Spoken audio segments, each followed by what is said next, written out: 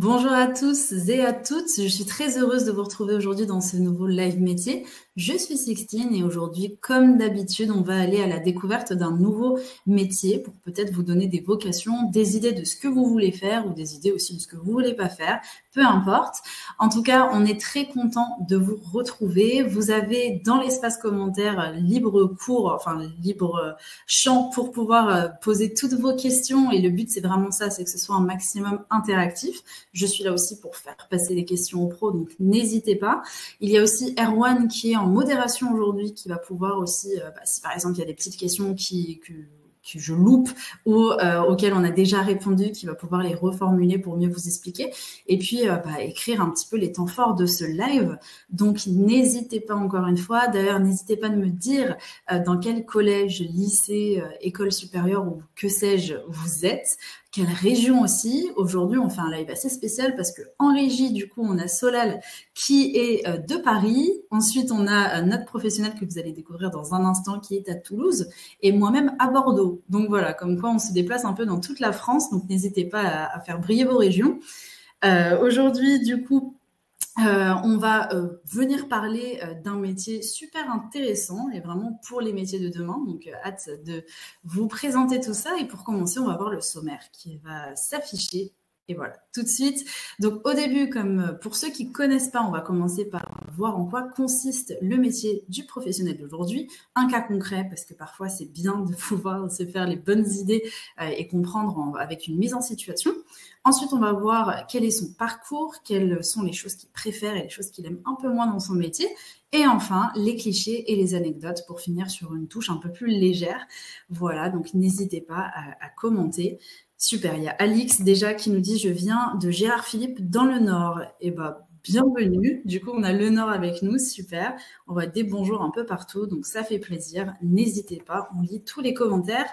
Et puis, écoutez, je pense que j'ai déjà bien fait le tour pour cette introduction et on va tout de suite découvrir le métier du jour avec du coup Lucas. Bonjour Lucas, comment est-ce que tu vas? Bonjour Sixtine, bonjour tout le monde. Ça va bien, merci. Ça va bien, un peu plus frais du coup à Toulouse qu'hier.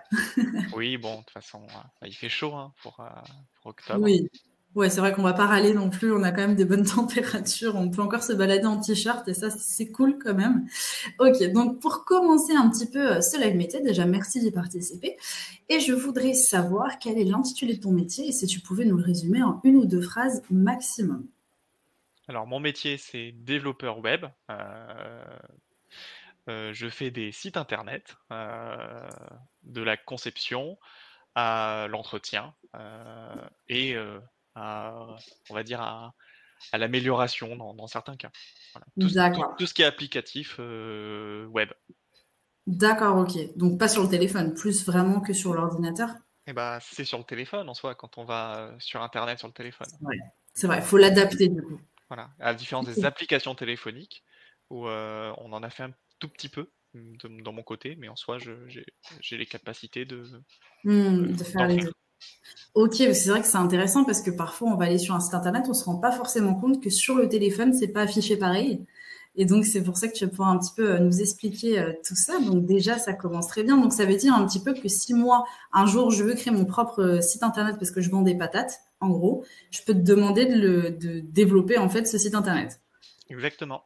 Ok, super. Bon, si vous voulez faire un site de patates ou que sais-je, vous savez à qui vous adresser. Écoute, je te propose qu'on regarde un petit peu en quoi consiste ton métier avec des images et on va lancer un petit jingle. On va pas lancer le petit jingle parce que à la régie, il est très rapide. Donc déjà, on va voir les petites photos. Donc je vois Google pour commencer. Déjà, tu as mis les bases. Et oui, je mets les bases, mais c'est un métier d'internet.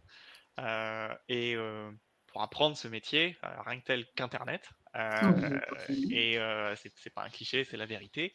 Le métier de développeur, 30-40% du métier, c'est de chercher la documentation. Donc c'est Ok. un, un synonyme de mon métier, ça serait chercheur professionnel Google. Ok. Oui, parce que quand tu dis chercher, ça va être plus pouvoir voir ce qui se fait un peu à côté pour avoir des idées. C'est pourquoi tu vas faire des recherches. Plusieurs, déjà la documentation technique. Oui.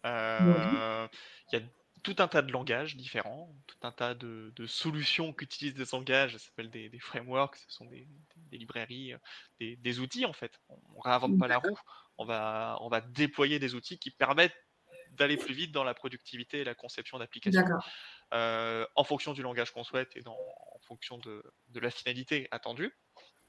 Et évidemment, la documentation de comment ça marche, ça se passe sur Internet. Il y a des livres qui existent pour l'algorithmie. Le problème, c'est que c'est un métier, tout évolue. Ce qu'on utilise aujourd'hui sera peut-être obsolète, même sera obsolète demain. Donc, d'acheter un livre qui date d'un an, bah, ça sert à rien. Enfin, Bah, c'est ça, parce que ça peut une potentiellement, dans ce livre, il y a des choses qui sont déjà obsolètes.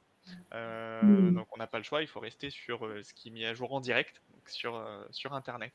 Et autre point, bah, bien sûr, c'est un terme dans le métier, c'est même une partie du métier, ça s'appelle la veille technique, la veille technologique.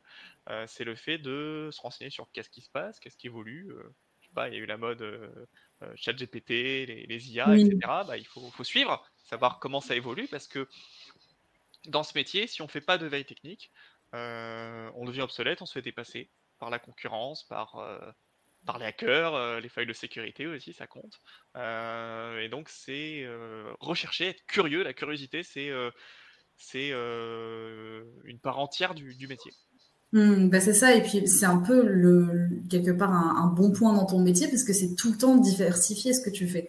Parce que tu apprends toujours pour des nouvelles techniques j'imagine, de peut-être codage, parce que tu fais du code. Là, je vois justement une image de code. Et oui, bah, toute. T'en as besoin pour rechercher. Et puis, bah, oui, je développe. J'ai oublié ta question en détail juste avant. Ah, c'est pas grave, c'est pas grave. Non, non, mais je disais que ce qui était bien dans ton métier, en tout cas, c'est que c'était la diversité que tu trouvais. Mais oui, non, pour en revenir au code, c'est vrai qu'on ne l'a pas non plus expliqué encore, on n'a pas encore vraiment eu le temps, mais c'est un petit peu, tu vas écrire des espèces de consignes pour l'ordinateur, pour qu'ensuite de ça, ça puisse afficher des choses à l'écran. C'est ça, en gros. Si je résume. Hein. Donc, en effet, il n'y a rien qui est pareil tous les jours. Il y a une sorte de routine un petit peu quand même, mais il y a toujours de la diversité. C'est ça qui est passionnant dans ce métier, c'est qu'on en apprend tous les jours. Quoi qu'il arrive, à n'importe quel âge, à n'importe quel niveau d'études, niveau d'expérience, même un développeur qui a 30 ans d'expérience, il va en apprendre tous les jours, de toute façon. C'est ça. Et donc, je réalise des programmes, donc c'est ce qu'on appelle... Alors, c'est du langage, il y a tout un tas. Alors, les clichés, ce serait ce qu'on appelle les langages structurels, HTML, CSS. C'est plus dessiner et colorier ce qu'on va voir visuellement la page internet. D'accord, ok. Mais il n'y a pas vraiment d'algorithmie derrière en réalité. Là, on parle d'algorithmie, c'est d'autres langages comme PHP, JavaScript, Java, C++, C#, il y a tout un tas, Python, qui parlent. Ils ont chacun leurs avantages, leurs inconvénients, leurs spécificités, leur popularité aussi, ça compte beaucoup. D'où la veille. La popularité, c'est super important. Ou là où il y a de la logique. Parce je rédige en ce langage pour choisir ce que je veux afficher sur différents médias, tels qu'un ordinateur, un téléphone, une montre, peu importe le média en fait, on choisit comment est-ce qu'on veut l'afficher en fonction des possibilités, même l'écran dans ta voiture. Et après, derrière, il y a ce qu'on appelle la logique. Donc l'algorithmie, c'est ok, j'affiche quelque chose, c'est bien joli, mais ça sert à quoi? Pour que ça serve à quelque chose, il y a l'interaction, la complexité, la logique, hein, quand je clique ici, il se passe ça. Ou alors, si j'arrive et que je fais... En gros, c'est le si, alors, sinon, ou voilà, les bases de l'algorithmie, les choses que même... il me semble qu'au collège, on le voit peut-être un petit peu en technologie. Faudra que vous me disiez. Moi, au collège, c'était la soudure et ce genre de choses. Donc, tu me diras, Sixtine, mais ceux qui regardent et qui sont au collège, je ne sais pas du tout ce que vous faites en cours de techno actuellement, mais il me semble qu'il y a les bases d'algorithmie avec le petit chat, là, je ne sais plus comment il s'appelle, un outil vous retrouverez où vous apprenez à faire la logique, les conditions, les boucles, mais sous forme de blocs que vous glissez, déposez pour arriver à une logique Ok, derrière. Ça, ok.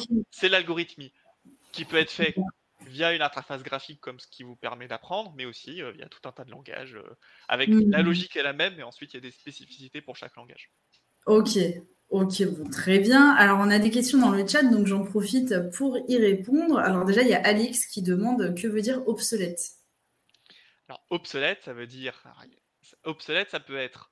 Ça marche plus, mais Ouais. c'est pas vraiment le cas. En général, c'est plutôt stable.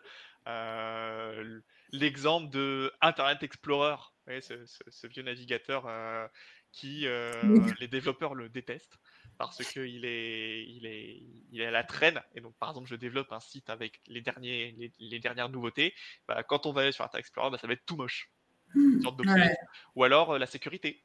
Euh, une solution technique, une application qui est déployée, elle est obsolète parce que en fait il y a une faille ouverte et on peut le hacker très facilement. Il peut y avoir des pirates forcément qui Ou arrivent. Ok. alors en performance aussi, quelque chose qui est vraiment très lent et aujourd'hui il y a quelque chose de nouveau qui est très rapide, c'est obsolète.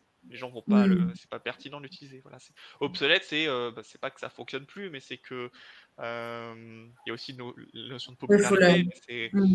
bah voilà, ça évolue et si je me mets dans le marché et je propose cette solution, qui est considérée comme obsolète, eh ben, je vais me faire doubler. Ok, très bien. Il y a Alexandra qui te demande si c'est dur de coder. Bah, ça dépend pour qui. C'est si on aime ou on n'aime pas aussi, parce que voilà, il y a toujours cette phase un peu de confrontation quand on apprend. Je l'ai eu un petit peu, j'ai des collègues en formation qui l'ont eu un peu plus, ça dépend. De la logique, hein, tout simplement, hein, de Hmm. l'algorithmie. Et ensuite, c'est être curieux, mais ça peut aller très vite. Et ce qui est super comme métier, c'est que c'est accessible à tout le monde.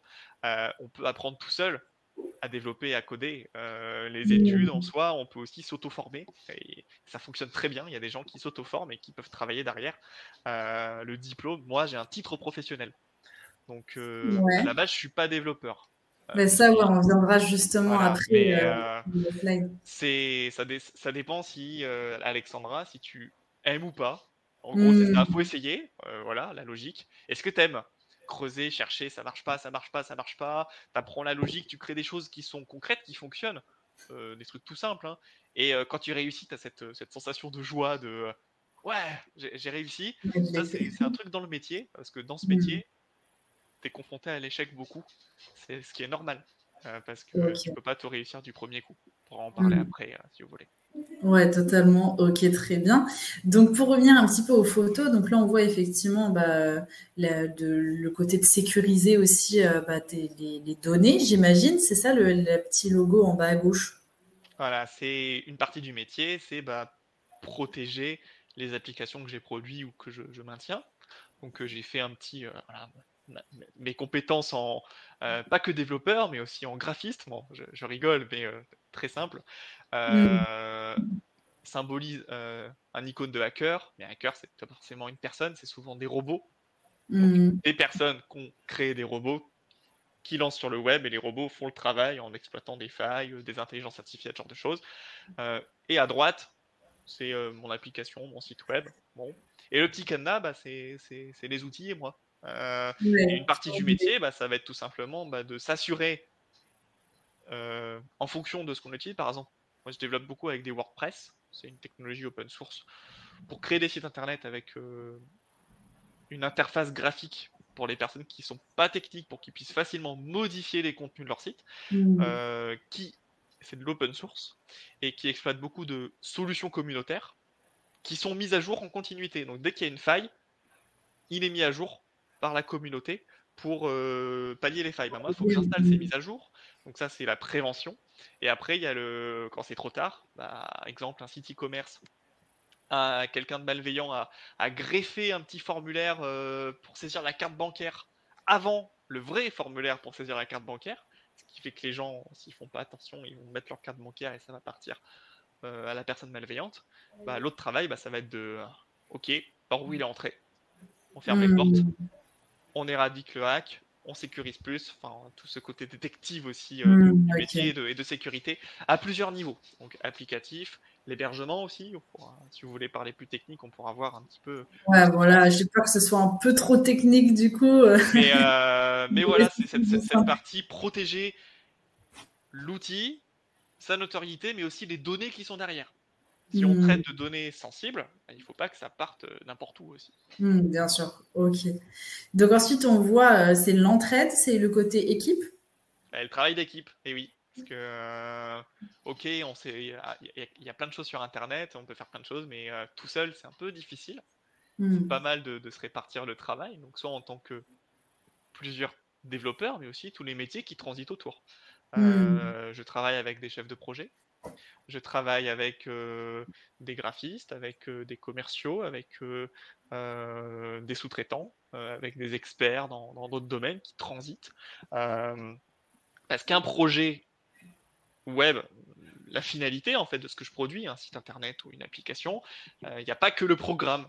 Moi, c'est un peu ma Enfin, spécialité, beaucoup de mais il y choses, ouais. a, il y a la maquette, il y a à quoi ça ressemble, il y a les contenus, il y a la stratégie marketing derrière. Parce que si Hmm, quelqu'un me paye pour avoir un site internet, bah, c'est parce qu'il veut en tirer des bénéfices, ou alors hmm, mettre en hmm. avant sa notoriété, son image. Euh, MyFuture permet de mettre en avant en soi les lives et ce genre de choses. Mais du coup, voilà, il y a toute cette stratégie Ça, faut y où réfléchir. Ou tu il peux faut pas aussi tout avec. faire tout seul. Voilà, j'ai des capacités, mais c'est sûr que tout seul, C'est plus compliqué et plus long. tout seul, on va vite, mais ensemble, on va plus loin. Donc, C'est exactement. Et enfin, la dernière image, je vois ce que les personnes pensent que je fais, donc réparer des ordi. Ce que mes parents pensent que je fais, c'est je plutôt crée des ingénieur, fusées. un peu en fusée, ouais. Ah, ils pensent que je crée des fusées. Ce que je pense que je fais, c'est quoi là, Je du fais coup? des, C'est je des réfléchis, maths, je fais des sans vrai. maths, des programmes de fou, je fais des trucs géniaux. Et en réalité, bah, je vais chercher sur Google et je lis la C'est doc ça. et j'applique les éléments. Ça, c'est un peu une avance sur la partie cliché, mais elle me fait beaucoup rigoler.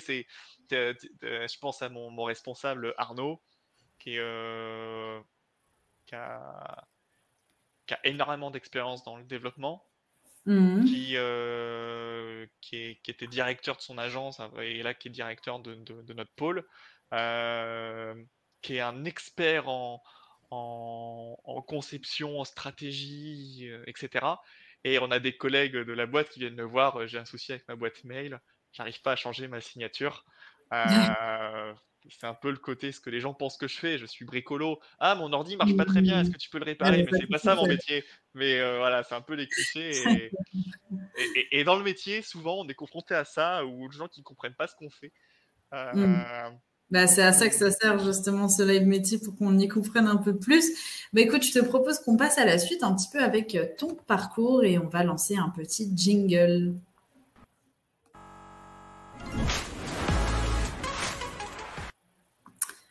Alors, je passe à ton parcours parce qu'il y a une question qui a été demandée dans le chat qui te demande s'il faut être fort en maths pour faire développeur.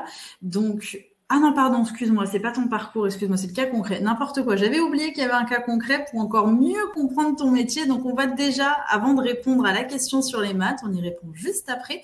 On va déjà voir un cas concret avec les missions que tu fais au quotidien. Donc, en mission, là, tu nous as dit, un client veut franchiser son établissement. Il faut donc adapter son site web. Donc déjà, qu'est-ce que ça veut dire franchiser? franchisé, c'est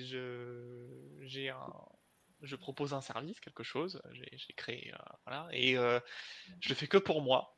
Et exemple McDo, hein, McDo, il a ouvert son premier restaurant, et franchisé, bah, c'est quelqu'un me paye, moi McDo, pour ouvrir un autre McDo. Donc il copie mon concept sous mon nom, Ouais. et du coup il développe d'un point de vue géographique l'implantation de tous de mon concept, et en contrepartie, je touche une petite commission sur ceux qui font ça. Mais par contre, tout est déjà pensé, préfet, et même je fournis des solutions. Là, c'est un Ok. cas concret super sympa que j'ai géré avec beaucoup d'autonomie. Mon équipe est venue quand même en renfort sur des points, mais voilà, je le maîtrise bien et il est assez concret. Pour ceux qui aiment faire de la musique, Oui. sur Nantes ou sur Toulouse, là pour l'instant, peut-être qu'il va ouvrir dans d'autres régions Ah, en France, peut-être. c'est le début, mais c'est le principe de box de répétition et d'enregistrement Ok. pour faire de la musique, ouvert 24 heures sur 24, Trop bien. avec des tarifs un peu compétitifs. Pourquoi c'est intéressant? Pourquoi mon métier? Pourquoi c'est en quoi un développeur est utile dans ça? C'est ok, j'ai mon studio d'enregistrement et de répétition, voilà, j'ai mes locaux, je veux développer ça.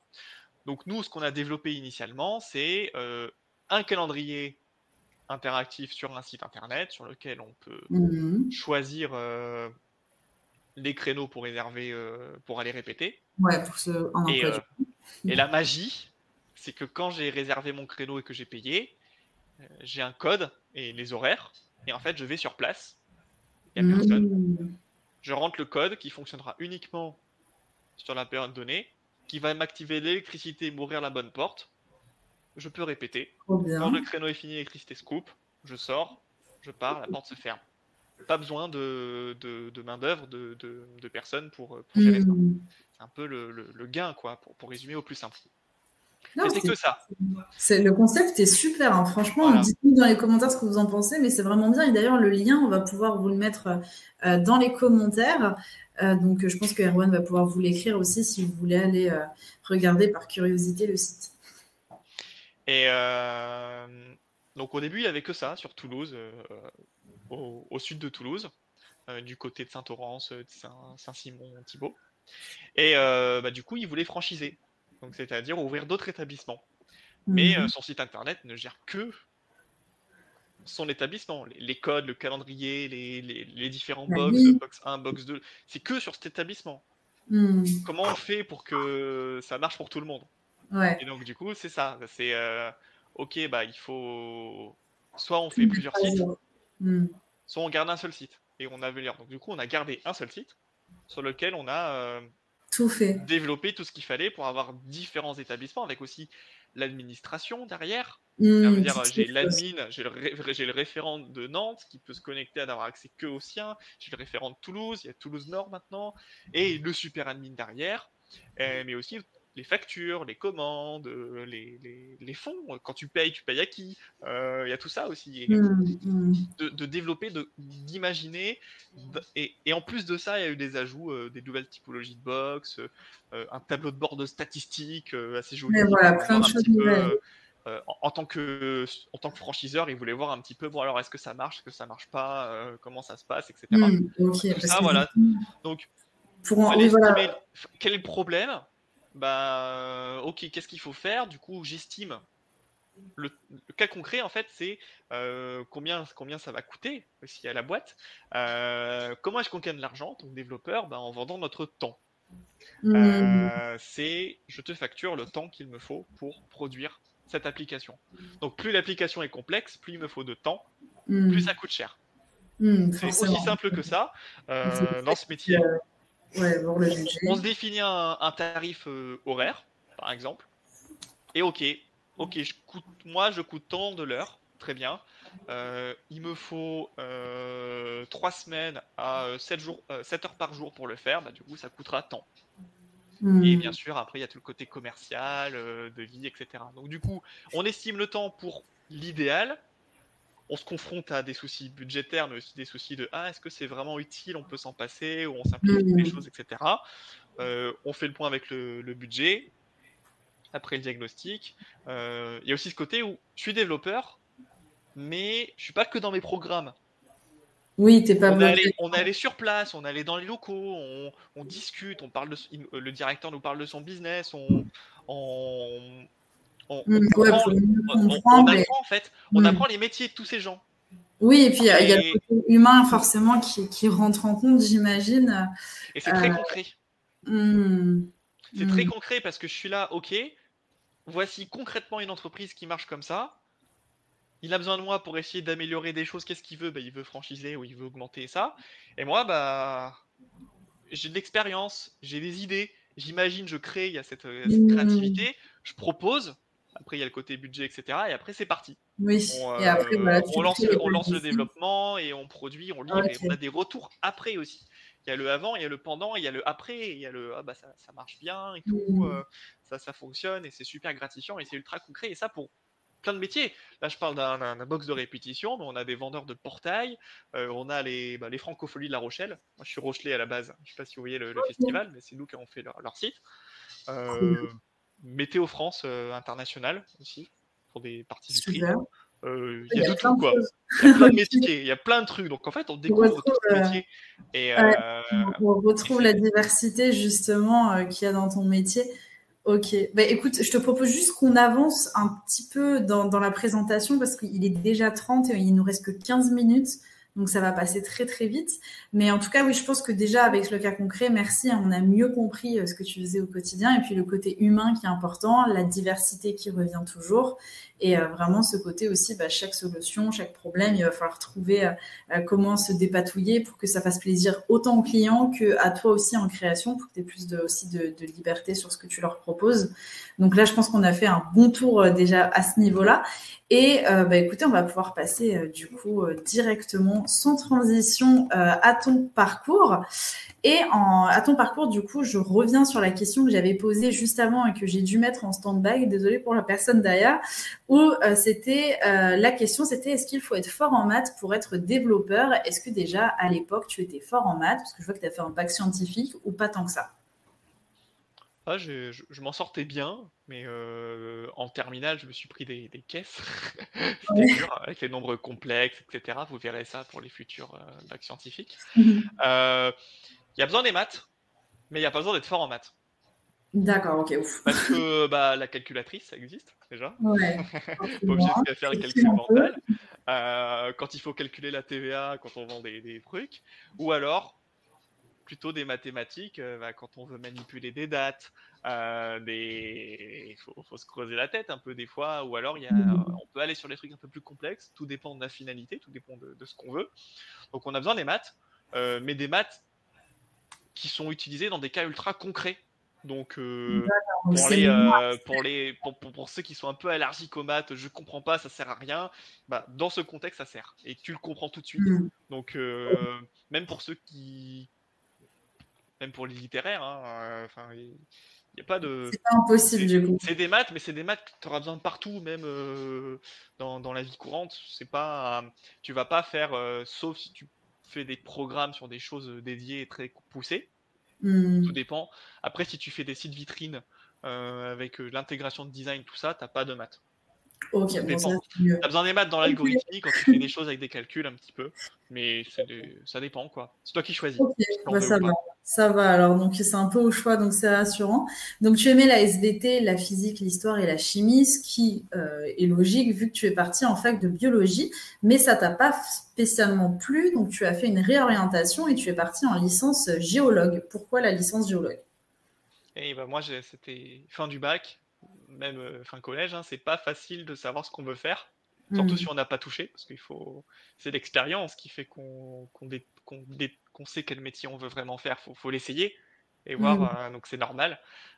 Donc quand on finit le bac, bah, ok, bah, j'étais en bac S. Bon bah Parcoursup et compagnie, Hmm. j'ai une porte ouverte là-bas, bon bah j'y vais. Voilà, on tente des choses. À la base, je voulais faire kiné par la fac de bio à Limoges. Ok. Il y a une option qui permet de faire kiné sans passer par la fac de médecine, pour ceux qui sont intéressés. Ok, bah, ça c'est bien. Mais voilà, donc on avance, c'est sympa, hein, j'aime bien la bio, la chimie, tout ça. Ensuite, je me suis reconverti, moi c'était plutôt l'écologie, l'environnement, l'eau, tout ça, donc je suis passé directement en licence 3 de géosciences. Du coup, je suis géologue, alors que j'ai fait qu'un an de géosciences. Trop Voilà.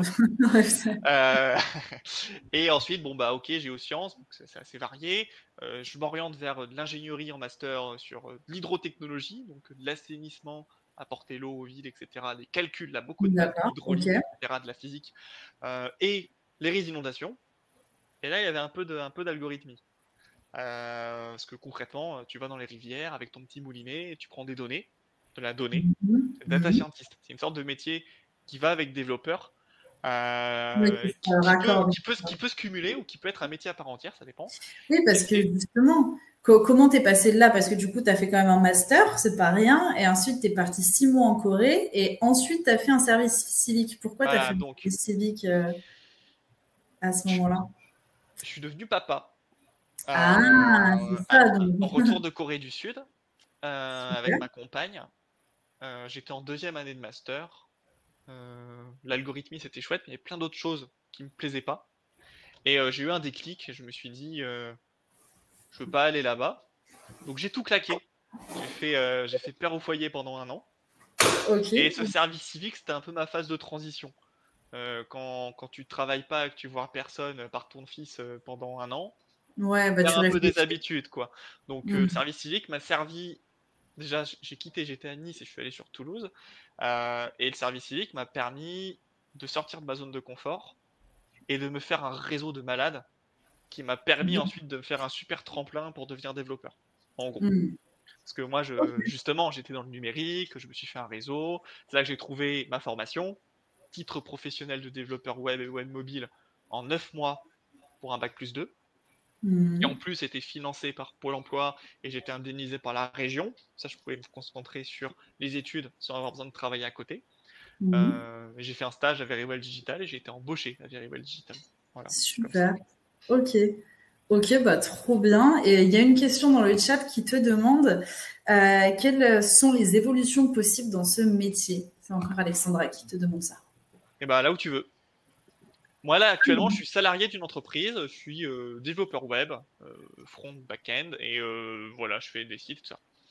Je peux devenir freelance à mon compte, c'est-à-dire Trop bien. gérer vraiment les clients, tout ça. Je peux aller dans l'ingénierie, faire des trucs vraiment applicatifs. Je peux changer un peu. Quand tu es rentré dans l'algorithmie, Hmm. développeur web, c'est un petit peu le métier de l'algorithmie facile d'entrée. Hmm. Tu connais rien du tout, t'apprends, tu rentres dans le Sur milieu, le de toute temps. façon, t'apprends tous les jours, et ensuite tu vas où tu veux.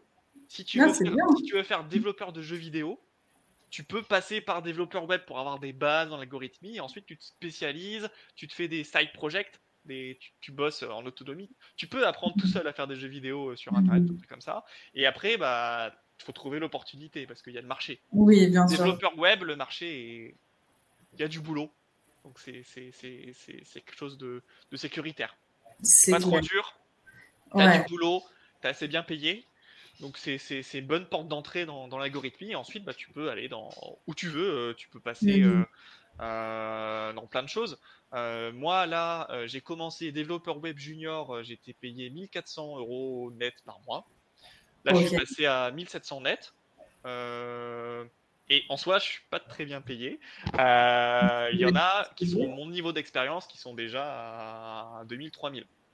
D'accord, Ça ok. dépend. Bon, il y a des bonnes Euh, marques. et tout dépend, parce que là, on est en France. Si tu vas aux States, après, c'est pas pareil parce que t'as pas, c'est pas, c'est un peu différent, mais t'as des développeurs qui sont payés plus de 5000 € par mois, facile.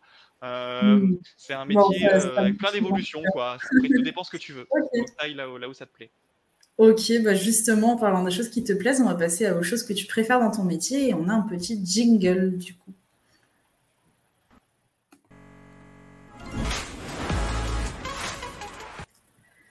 Alors, du coup, dans ce que tu préfères le plus, tu m'as dit concevoir et produire des programmes, résoudre les bugs. Bon, ça, j'imagine que c'est quelque chose qui t'attire. Et dans les choses que tu aimes le moins, tu m'as dit la gestion de projet et les clients conflictuels. Alors ça, conflictuel. C'est ça que je voulais te demander justement. Est-ce que c'est pas parfois compliqué de travailler avec des clients? Parce que j'imagine qu'il y en a qui peuvent avoir passé une mauvaise journée et avoir des très mauvais retours sur quelque chose que tu as codé, par exemple. Alors que toi, tu y as passé vraiment beaucoup de temps, etc. Et c'est juste peut-être que vous êtes mal compris. Parfois, j'imagine que ça devait être un peu difficile de concilier ça avec son travail. Alors, ça dépend. C'est pas souvent des retours sur de la qualité de ce qu'on a livré. Ça peut arriver des fois. Puis nous, on a un service de SAV, ce qui fait que c'est bon, bah, s'il y a des bugs, c'est pas grave, on le corrige derrière. Euh, des fois, on tombe sur des gens un peu chelous Ouais. qui, voilà, des fois, tu tombes sur des gens un peu, enfin, bêtes, mais tu te dis mais qu'est-ce qu'ils font et pourquoi, enfin,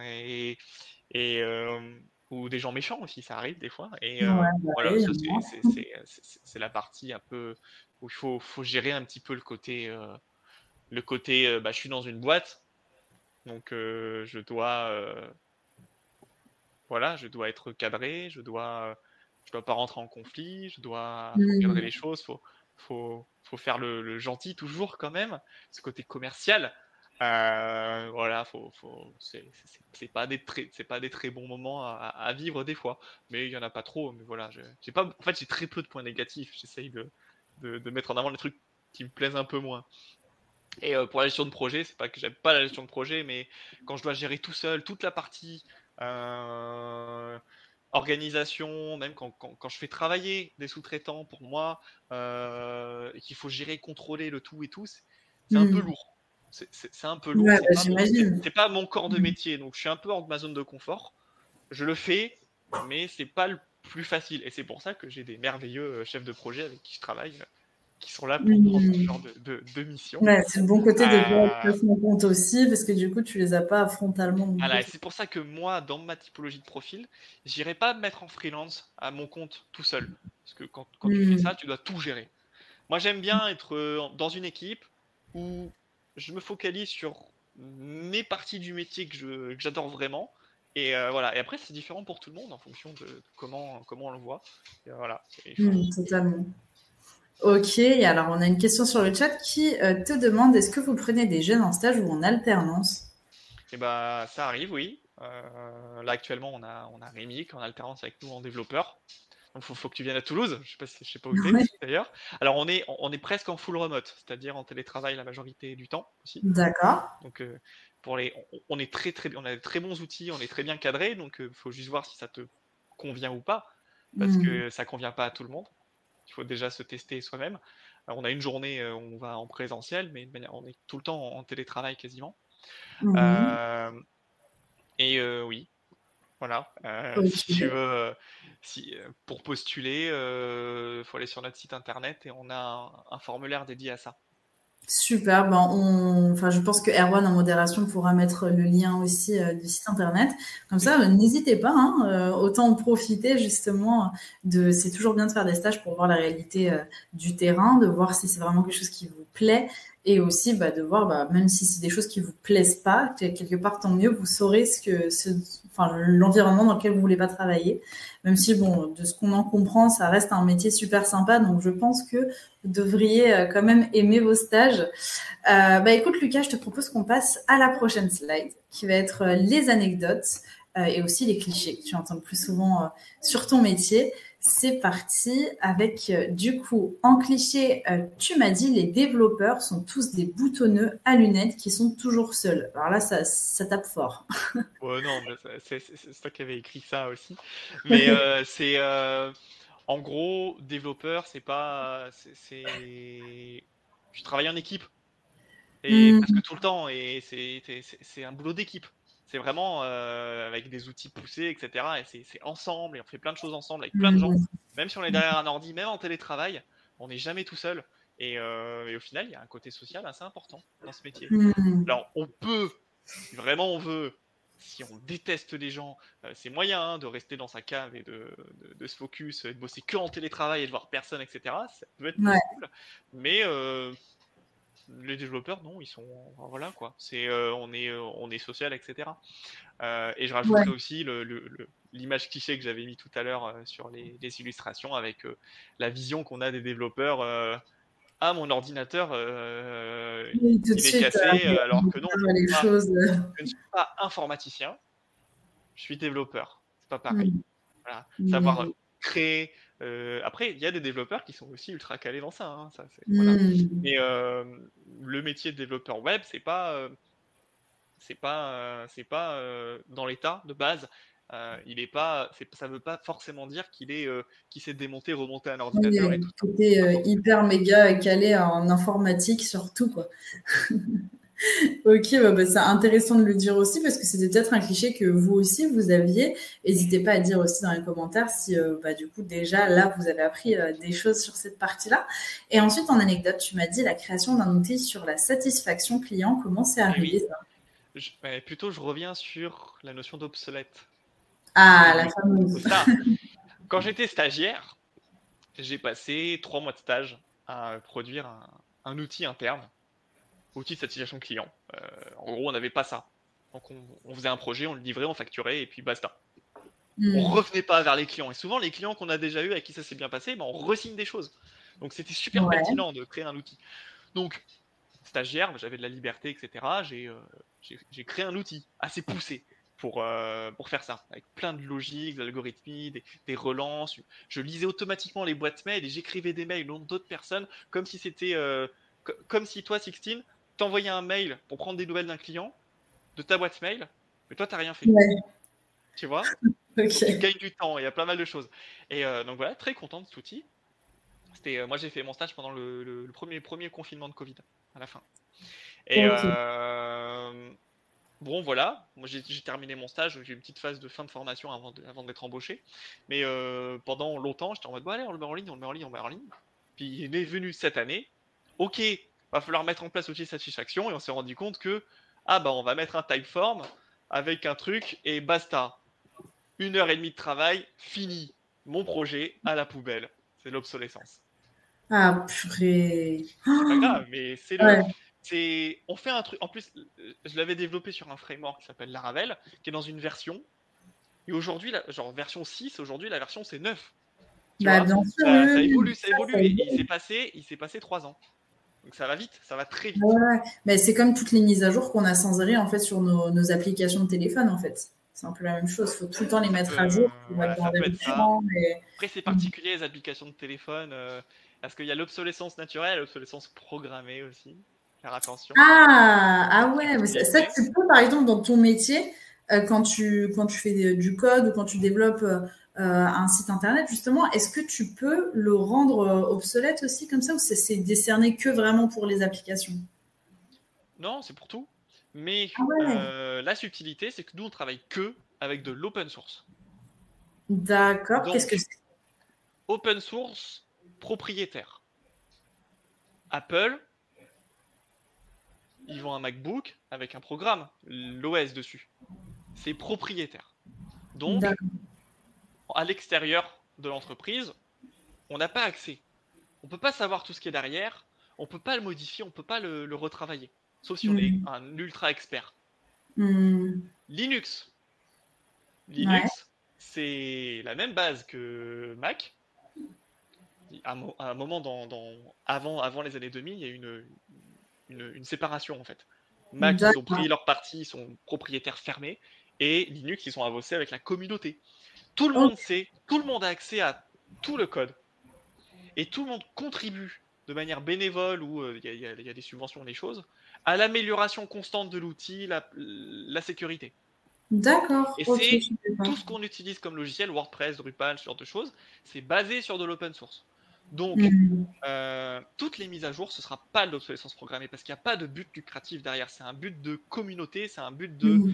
fournir le meilleur et c'est l'open source. C'est la liberté d'avoir accès aux programmes et aux choses et la communauté. D'accord. Et Et c'est que une tout le communauté. monde, en fait, par exemple, moi, là, je code très très bien, mettons, je peux aller proposer une amélioration, en fait. Voilà, n'importe qui Ok. peut venir. Ok, bah voilà, j'ai récupéré cet outil qui existe, j'ai rajouté une amélioration. Après, il y a toujours des contrôles qui font que si on essaye de mettre des choses malveillantes, ça va être banni. À la différence Oui. de les mises à jour sur votre iPhone, où ils rajoutent leurs fonctionnalités, leur marketing, leur machin, et aussi ils rendent obsolète.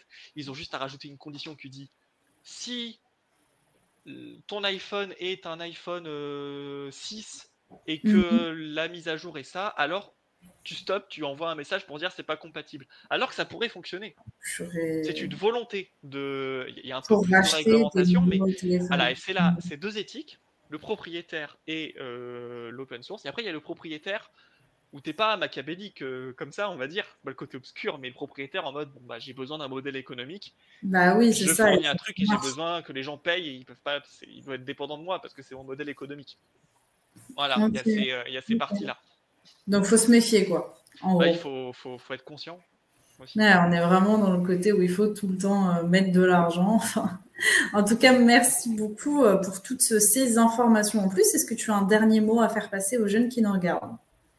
Bah, comme le temps est un peu court, si jamais Sixtine, tu peux récupérer les questions, Ouais, me s'il te les plaît. envoyer après, si jamais il n'y a pas assez de temps pour tout le monde, euh, voilà, sur un document, et je pourrai répondre à toutes les questions à l'écrit et faire, on pourra faire Ouais. Bah ouais, une ouais, petite carrément. FAQ si tu veux. Je peux prendre un peu de temps pour faire ça si besoin.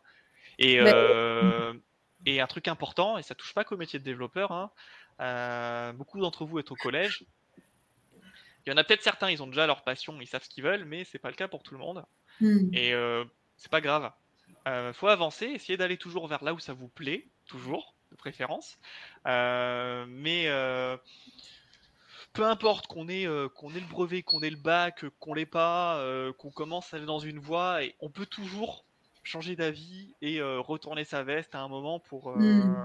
Oui, on pour n'est pas aller. bloqué dans Mais c'est ça. pas perdu.